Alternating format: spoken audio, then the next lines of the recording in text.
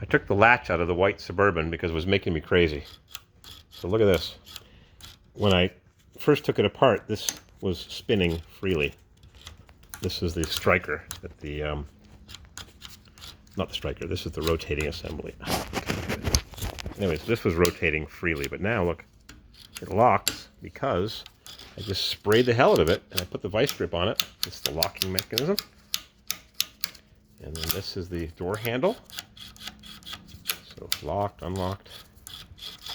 I just sprayed the hell out of it. But the hardest part was removing it because you can't get to the little levers. So I took my grinder and I chopped the door panel. And now you can get to it. You can get to half of it from here when you drop it, and the other half through these very sharp holes, and the door panel goes right to there, so you never even see it.